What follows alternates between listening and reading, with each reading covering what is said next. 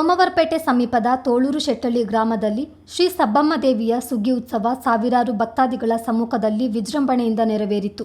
ದೊಡ್ಡಮನೆಕೊಪ್ಪ, ಊರೊಳಕೊಪ್ಪ, ಸಿಂಗನಹಳ್ಳಿ, ನಡ್ಲಕೊಪ್ಪ, ಇನ್ಕನಹಳ್ಳಿ, ಹರಪಳ್ಳಿ, ಒಣಗೂರುಕೊಪ್ಪ, ಸುಭಾಷ್ ನಗರ, ಕರಡಿಕೊಪ್ಪ, ದೊಡ್ಡತೋಳೂರು, ಚಿಕ್ಕತೋಳೂರು ಗ್ರಾಮಗಳ ಜನರು ದೇವಿಗೆ ಮಡೆ ಅರ್ಪಿಸುವ ಮೂಲಕ ಗ್ರಾಮದ ಸಮೃದ್ಧಿಗಾಗಿ ಪ್ರಾರ್ಥಿಸಿದರು.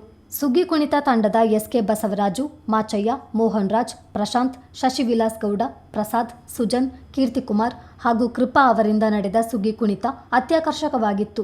ಮಕ್ಕಳು, ಪುರುಷರು, ಮಹಿಳೆಯರೆಲ್ಲ ಸುಗ್ಗಿ ಕುಣಿತದಲ್ಲಿ ಪಾಲ್ಗೊಂಡರು. ಉತ್ಸವ ಮೂರ್ತಿಯನ್ನು ಅಡ್ಡಪಲ್ಲಕ್ಕಿಯಲ್ಲಿ ಕುಳ್ಳಿರಿಸಿ ಸುಗ್ಗಿಕಟ್ಟೆಯ ಮುಖ್ಯ ರಂಗಕ್ಕೆ ಪ್ರದಕ್ಷಿಣೆ ಹಾಕಲಾಯಿತು. ಹರಕೆ ಹೊತ್ತಿದ್ದ ಭಕ್ತರು ಈಡುಗಾಯಿ ಸೇವೆ ಅರ್ಪಿಸಿದರು.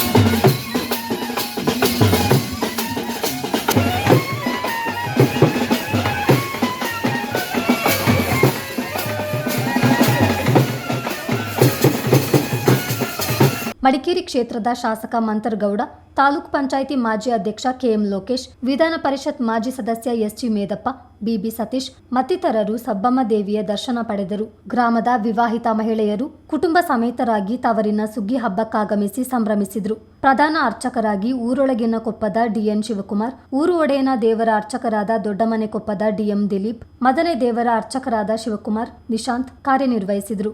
ಸಮಿತಿಯ ಅಧ್ಯಕ್ಷ ಡಿಎನ್ ರಾಜಗೋಪಾಲ್, ಕಾರ್ಯದರ್ಶಿ ಮಹೇಶ್, ಖಜಾಂಚಿ ME Krishnappa, TK Machaiah, DP Kushalappa, IN Vithal Raj ಸುಗ್ಗಿಯ ಉಸ್ತುವಾರಿ ವಹಿಸಿದ್ದರು.